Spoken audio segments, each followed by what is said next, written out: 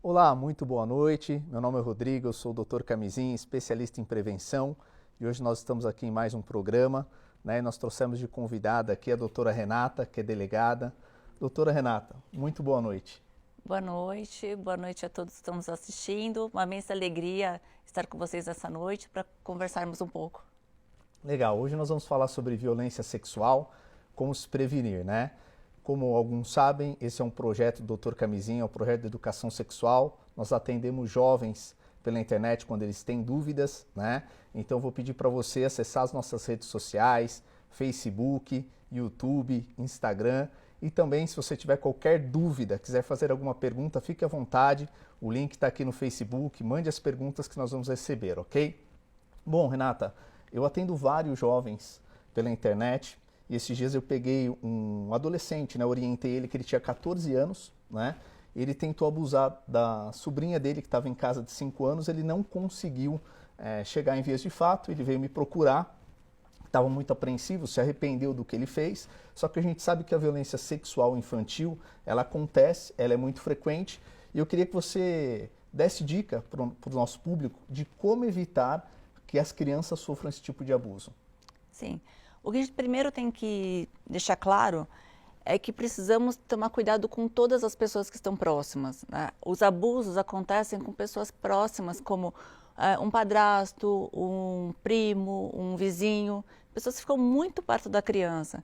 E explicar para elas que qualquer toque que deixa ela constrangida, ela precisa contar. Ela tem de confiar em alguém o tempo todo. Então, me deram um abraço, mas eu não senti carinho, eu senti constrangimento. Me deram um beijo, não gostei muito. Qualquer toque, qualquer situação que não se sinta confortável, contar para um adulto que ela confie. E quando, do outro lado, quando a criança ela acaba tendo algumas atitudes sexualizadas, é importante também o adulto levar o conhecimento de um pediatra, ou mesmo para as autoridades policiais, uma delegacia da mulher, por exemplo, porque isso pode ter, para ter acontecido, ou eles presenciou alguma coisa, ou foi vítima de atos na escola, na via pública, em algum lugar que ele esteve, e não foi percebido. Então, são também comportamentos que nos dá um direcionamento de que algo errado está acontecendo. Tá, joia. E geralmente, quem são esses abusadores? Eles têm alguma característica? Existe um percentual de as pessoas que estão próximas, que tipo de parentesco que tem? Não, a característica específica não tem, porque são pessoas que, olhando numa situação comum, você não diz que ela cometeu algum tipo de abuso contra crianças. Já aconteceu situações de agressores nas questões sexuais, de ter manifestações dizendo que não fez nada. E no final, todos ficaram perplexos, porque aconteceu sim, houve materialidade, houve provas suficientes demonstrando o que aconteceu. Então, são pessoas normais, pacatas, muito prestativas, mas qual que é o nosso papel como pais ou como responsáveis por uma criança ou mesmo por um adolescente, que muitos adolescentes ainda não têm tanta maturidade, né? Que as gerações estão muito aceleradas, Sim. Mas ainda temos adolescentes à moda antiga, sim, né? Sim. Que não entendem o que está acontecendo. Está se sentindo constrangido, mas não sabe.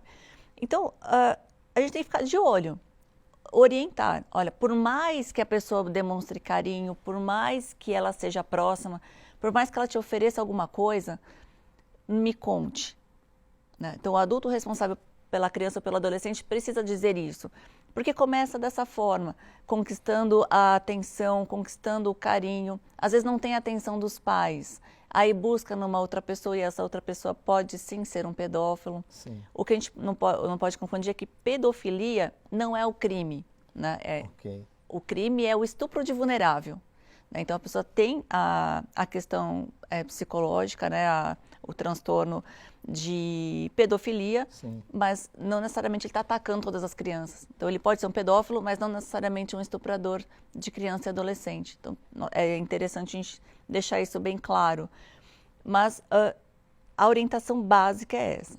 Se começar a oferecer dinheiro, oferecer doce, oferecer para levar e buscar na escola, sentir uma situação um pouco diferente do que é o normal, tem que ficar atento, porque pode ser uma possível vítima. Tá, joia. E quais são as consequências, né, que isso gera para essa criança, tanto física, né, quanto sexualmente quando ela é abalada, né? Ela se retrai, né, ela procura, muda o comportamento dela. O que que passa quando você atende essas crianças, no caso quando ocorre isso via delegacia, o que que você mais vê que é perceptível? Elas mudam bastante o comportamento. Quando é criança, até uns 6, 7 anos, elas começam a urinar na cama, elas regridem um pouco. Sim. Não quer ir para a escola, quer ficar muito grudado com a mãe ou com o pai, né, quem ela tem um pouco mais de acesso. Quando alguém vai tocar, ela já não aceita o toque mais. Então, quando a criança de 4 ou 5 anos, que é um público muito suscetível de ser vítimas, elas se fecham muito, elas choram demais, elas dão indicativos de que algo errado está acontecendo. O que não pode acontecer é colocar em dúvida a palavra dessa criança ou o comportamento dela. Se houve mudança, precisa sim ser investigado, porque não necessariamente a violência que ela sofreu foi o sexo propriamente dito, Sim. mas os toques, o beijo, tudo dependendo da forma que chega no órgão genital dessa criança, ou que ela tem que tocar o órgão genital desse agressor, isso faz com que traga consequências graves, emocionais para ela. Sim. Então ela se fecha. Conforme vamos fazendo os testes com psicólogas treinadas nesse assunto, nós fazemos oitivas sem dano, né, que chama depoimento especial, que é o formato. Ou seja, por intermédio lúdico, nós vamos identificando que essa criança não está nas suas condições normais. Na escola ela muda, no dia a dia ela muda. Então, quem está com essa criança o tempo todo precisa verificar. Ela não era assim. Sim. Ela não fazia isso. Ela já estava muito mais, já tinha progredido muito mais do que agora. Então, nós precisamos verificar. Não tenham medo de ir na delegacia procurar ajuda, de perguntar o que está acontecendo. Não quer ir num primeiro momento, mas vai numa UBS, vai se tem convênio médico, procure o pediatra, mas não podemos colocar em dúvida esse comportamento diferente da criança. Legal. Você estava me perguntando, né, qual o público que o Dr. Camisinha atende. Eu disse para você que são geralmente jovens de 18 a 24 anos, né? Mas o mês passado eu falei que com um pai que me procurou via rede social, que dentro do condomínio dele, o vizinho de 12 anos de idade tentou fazer sexo oral no filho dele de 6 anos, né? Sim. E aí o pai estava preocupado, estava desesperado, e ele acabou achando o meu canal, porque o pai nem sabia como se comportar, né? A princípio ele estava bastante nervoso, queria às vezes agredir a criança, né? E o que você orienta em questão quando vem de uma criança, né, de 12 anos fazer sexo oral numa criança de 6 anos, né? Então isso envolve crianças. Nesse caso, como que agiriam os pais? As orientações são as mesmas, mas o que diferencia, 12 anos já é adolescente. Tá. Né? Já entrou 12 anos completos, já é um adolescente. E ele já responde crime. Quer dizer, não é crime, crime dizendo popularmente, mas se chama ato infracional. Ele já é responsabilizado pelos atos que ele pratica. Então, o pai desse menino de 6 anos, se ele levar o conhecimento de um delegado, de uma delegada de polícia, esse de 12 será responsabilizado. Então, será encaminhado para o Ministério Público e lá será encaminhado para o juiz. Então, é uma cadeia. Então, nós fazemos toda a materialidade, nós buscamos todos os elementos, demonstrando que há indícios de veracidade do que aconteceu em relação à criança de 6 anos, e encaminha para o Ministério Público. E o Ministério Público analisa todos os elementos, verificando a possibilidade de ingressar com uma ação. Ele ingressa com a ação e esse de 12 é penalizado. é muito importante que os pais, então, conversem com os filhos, né? Exato. Orientem eles em relação a isso, porque nesse caso especificamente, eu lembro que o menino de 12 anos fez o ato na criança de 6 e depois pediu para a criança de 6 anos fazer nele, né? Sim. E como a criança achou aquilo estranho, ela não fez e foi contar para os pais, né? Então, geralmente, eu estava conversando com ele, falando sobre isso, ó, geralmente essa criança de 12 anos, ou ela viu algo, né, que levou ela a ter esse comportamento, né, ou viu às vezes os pais. Então eu tentei orientar para apaziguar a situação, para ele conversar com o pai, tentar entender. É isso, a sua informação foi imprescindível porque eu não sabia que essa criança de 12 anos já poderia responder em relação a isso. E hoje, né, quando acontecem esses casos de violência, tanto física ou sexual nas crianças, qual que é o meio que a pessoa tem que procurar? Existe um telefone específico, conselho tutelar? O que orienta nessa situação? Então, se uma criança agredir outra, é direto no conselho tutelar. Tá. Porque criança não comete crime nem ato infracional. Então a responsabilidade é do conselho tutelar. Mas se for adolescente, procurar uma delegacia de polícia. O que é recomendado?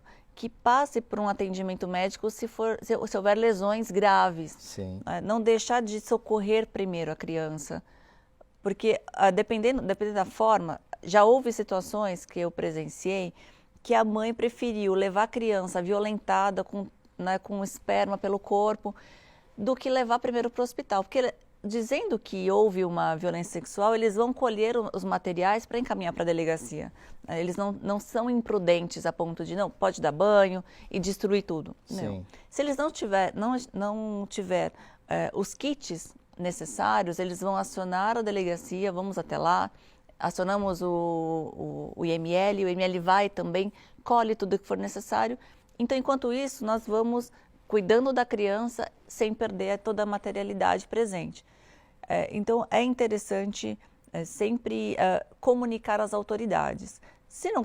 Enquanto estiver no hospital, pode ligar também, informar, olha, acabou de acontecer uma situação, estamos a caminho do hospital tal, com certeza terá uma viatura a caminho para acompanhar. O que acontece é que as pessoas, elas nunca imaginam que aquilo vai acontecer com elas, né? E aí, às vezes, quando acontece, a pessoa ela fica extremamente sem orientação. Sim. Até porque isso é um assunto muito discutido. Agora o governo está começando a fazer campanhas mostrando sobre violência sexual infantil, sobre os abusos, né? Fazendo campanha despertando isso, né? Sim. Eu até coloquei agora no início do programa que no mundo de 20 a 30% das meninas vão sofrer algum tipo de violência sexual. E sim. A única maneira da gente tratar disso é a prevenção. Sim, sim. Então tá joia. Obrigado, vamos agora para o intervalo e nós já voltamos.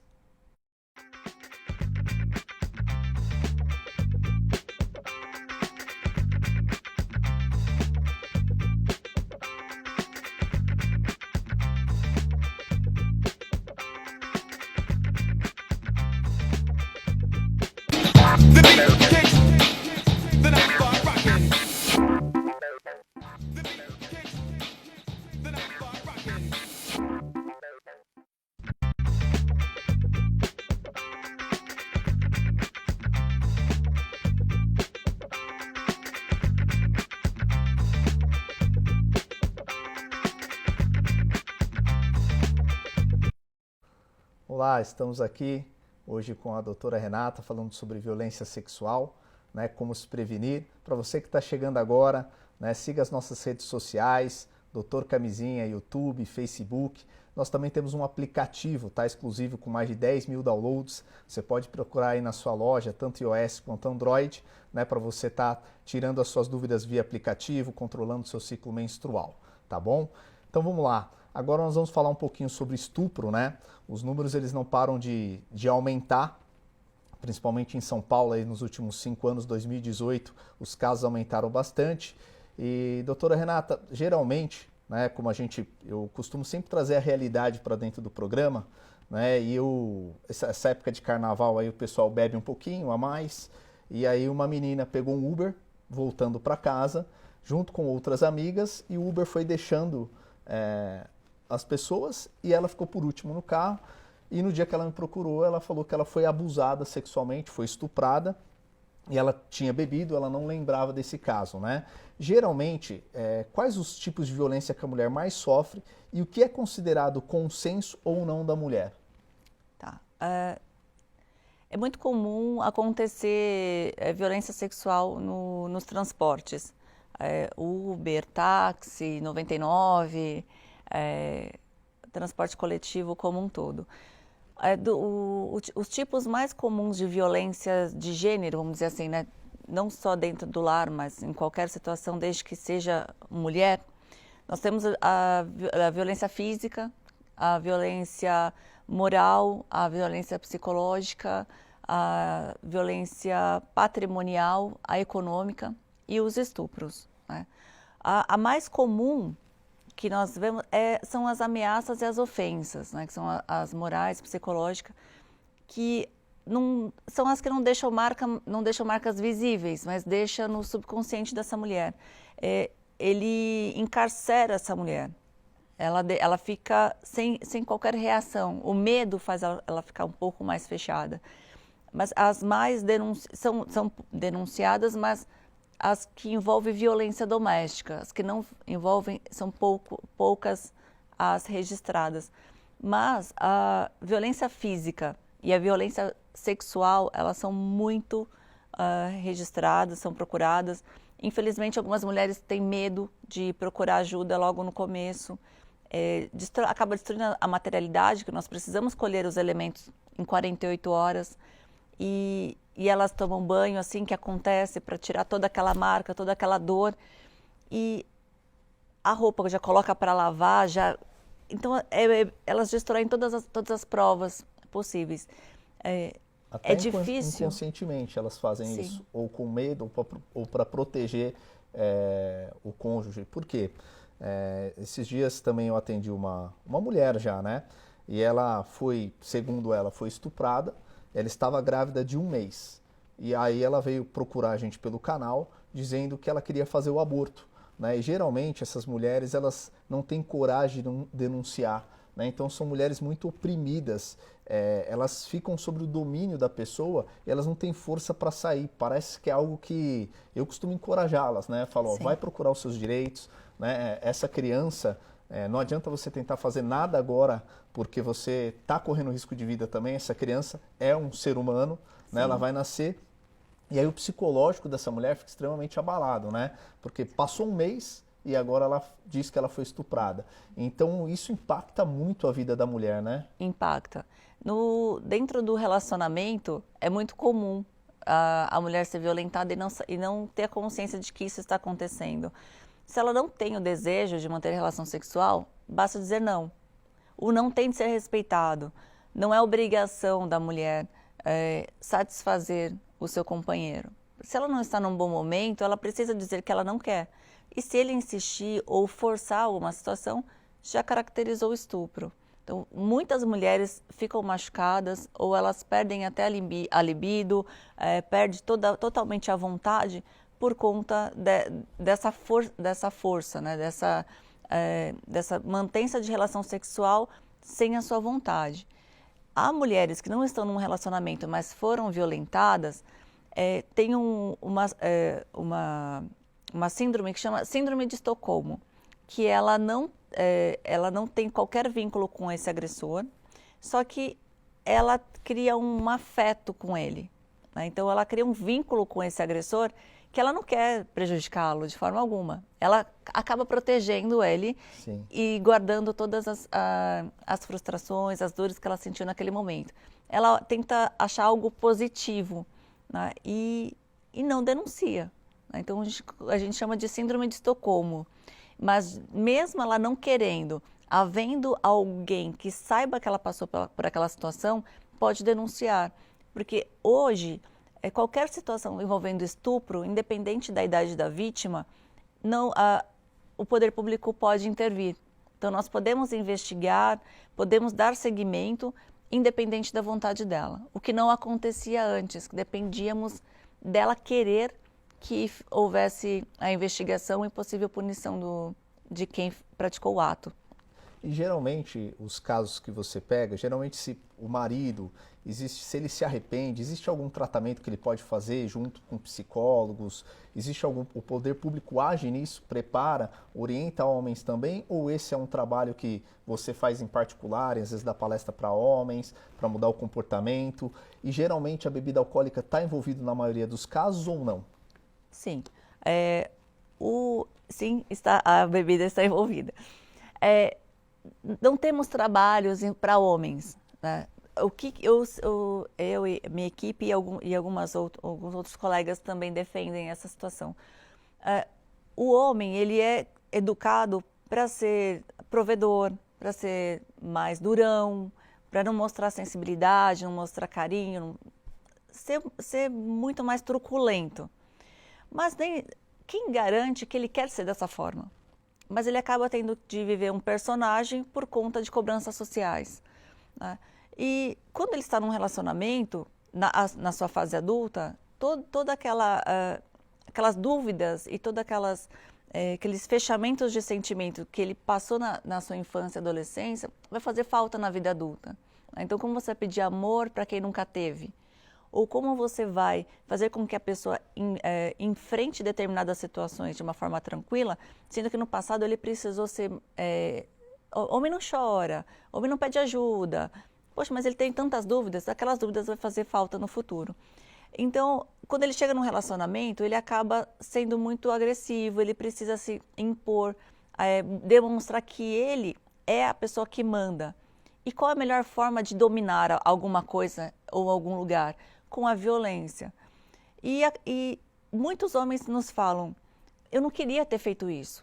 Eu queria minha família unida, eu queria minha família saudável, mas eu não sei agir de outra forma. Então, na verdade, o que você está me falando é que eles não tiveram uma referência na infância. Sim. E aí, como ele não tem esse modelo de família, e o meu projeto, né, eu defendo muito a família porque é importante.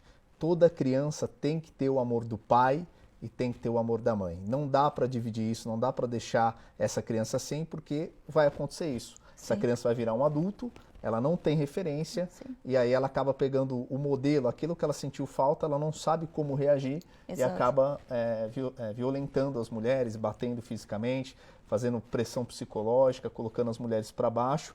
E a mulher, ela tem um papel fundamental, né? Ela está crescendo na sociedade, tá muito legal esse negócio da Copa do Mundo da mulher querer os direitos iguais, mas quando a gente entra numa família onde não tem estrutura, é Sim. a mulher que acaba sofrendo e o homem, então, ele acaba se arrependendo. A maioria das pessoas que vocês vão conversar chega no fim de fato, a polícia consegue atuar, essa pessoa ela sofre um processo e aí você tem notado que falta isso mesmo. Sim.